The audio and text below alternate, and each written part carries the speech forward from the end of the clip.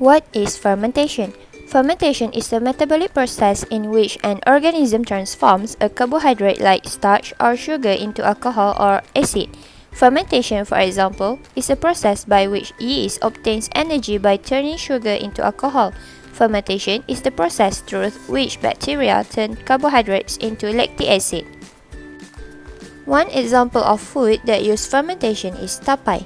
Tapai is a popular dish in East and Southeast Asia as well as the Philippines. It is made up of a starch such as rice that has been fermented for days until the sugars have been converted to alcohol and the flavor has developed.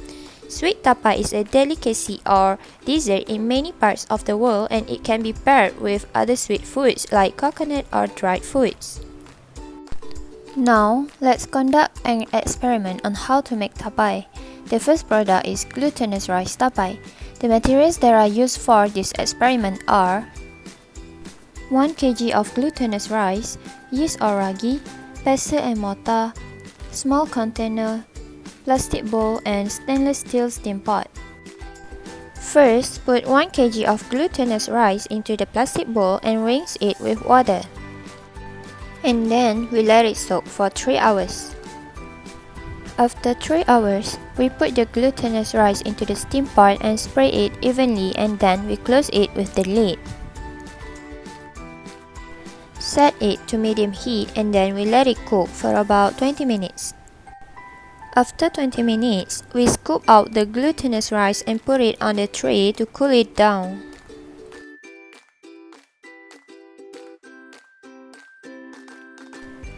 Make sure that the glutinous rice is sprayed evenly for it to cool down faster.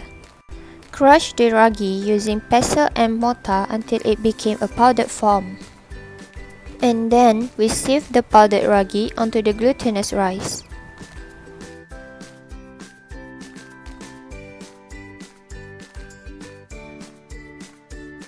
Now we mix the powdered ragi and glutinous rice together. Finally, take some glutinous rice by mixing it with a little water to prevent it from sticking. Put it into the small container. Keep all the tapai into a big pot, close it with a lid and store it about 1 day. After 24 hours, we can see that the fermented glutinous rice produces liquid and the texture is also soft and smooth compared to the unfermented one, which is dry and the texture is sticky and hard. Now, let's move to the second product, which is white rice tapai. The materials that are used for this experiment are white rice, yeast or ragi, and pestle and mortar. First, let the rice cool. Then, crush the ragi using pestle and mortar until it became a powdered form. Add sugar with the rice and mix well. And then, we sieve the powdered ragi onto the rice. Mix well until all rice are well blended with the ragi. Put the rice that has been mixed with ragi into a container and close it with a lid and store it for about 2 days. After 2 days, we can see that the fermented white rice produces liquid and the texture is also soft and smooth. So this is the final product for the fermented white rice. Now, let's move to the last product, which is tapioca tubers tapai. The materials that are used are peeled skin tapioca, yeast or ragi, and pestle and mortar. Remove the tapioca skin and cut it into 5 to 7 cm. Crush the ragi using pestle and mortar until it became a powdered form. Wash the cut tapioca. Boil it with enough water and set it to medium heat, and then we let it cook till half cooked. After 35 minutes, we scoop out the tapioca and put it on a tray to cool it down. Arrange a layer of the cooled tapioca on a tray and sieve the powdered ragi onto the tapioca. Arrange another layer of the tapioca and again sieve the powdered ragi onto it. Continue doing till all the tapioca has been used up. Put it into a small container and close it with a lid and store it for about 3 to 4 days. After a few days, we can see that it produces some sweet liquid and we can smell the aroma as we go near the container, so it means the tapioca is fully fermented. Then we move to the result analysis that we got from the respondents, while 2 of them is being recorded. The appearance for the glutinous rice tapai is look like white sticky rice, and the aroma is very amazing. I can smell it even without opening the lid. It turned out to be partially liquefied and a sweet sour, moderately alcoholic flavor. The appearance for the white rice tapai is like white sticky rice, and I don't like the aroma a little bit. It smells sour and rotting. It turned out to be partially liquefied and a sweet sour, moderately alcoholic flavor. The appearance for the tapioca tubers tapai is like a white yellowish.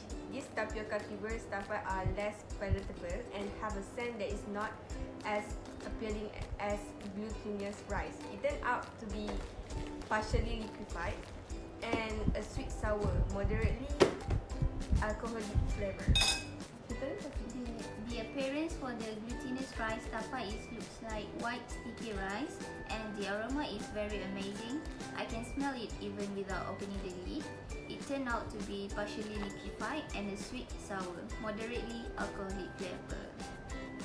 The appearance for the white rice tapai looks like white sticky rice, and I don't like the aroma a little bit. It smells sour and rotting. It turned out to be partially liquefied and a sweet sour, moderately alcoholic flavor. The appearance for the tapioca tubers tapai looks like white yellowish. These tapioca tubers tapai are less palatable and have a scent that is not as appealing as glutinous rice. It turned out to be partially liquefied and sweet sour, moderately alcoholic flavor.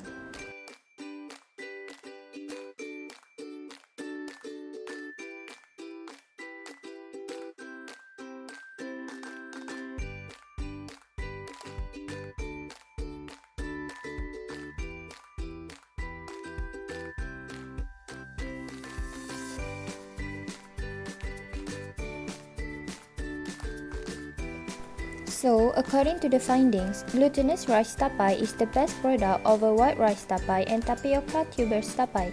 This is likely due to the fact that white rice tapai smells sour and rotting, while tapioca tubers tapai are less palatable and have a scent that is not as appealing as glutinous rice. However, glutinous rice smells like the quality tapai people generally had and is delicious to eat. Then we move to the discussion. Tapai is a fermented sweet gassy snack that can be eaten on its own or with other foods. It's been described as a little alcoholic and partially juicy sweet acid rice base. Tapai is a fermented rice product that also includes fermented tapioca. It contains 2 vital amino acids, lysine and thiamine. The thiamine content of tapai is comparable to that of unpolished rice. People in Southeast Asia who ate polished rice were less likely to get beriberi after eating the snack. As the experiment was carried out, I discovered that glutinous rice and tapioca tubers took longer time to cook than white rice. Tapioca tubers also took much time at peeling its skin. Furthermore, glutinous rice and tapioca tubers require the use of a steamer, while white rice can be cooked in our standard rice cooker. However, the results showed that after being incubated in the dark room and covered with a cloth to keep it warm, all of the tapai turned out well. Fermentation should take place at room temperature 25 to 30 degrees Celsius for up to 24 to 72 hours. The smell and textures even change after the incubation period. The fermented tapai turned out to be partially liquefied and a sweet-sour, moderately alcoholic flavor. To be reviewed, the products were served to 10 different people. The findings of the Google Farm experiment are listed here, with 2 of them being recorded. According to the findings, all 10 preferred glutinous rice tapai over white rice tapai and tapioca tubers tapai. This is likely due to the fact that white rice tapai smell sour and rotting, while tapioca tubers tapai are less palatable and have a scent that is not as appealing as glutinous rice. However, glutinous rice smelled like the quality tapai people generally had and is delicious to eat. So, as a conclusion, as the tapai ferment, sugar develops, making it sweeter, and it also begins to exude a liquid that collects at the bottom of the container. In actuality, the liquid is an alcoholic rice wine, and the amount produced is proportional to the amount of starch in the fermented food. Tapai is a perishable product since the fermentation process continues even after the ideal fermentation stage has been attained.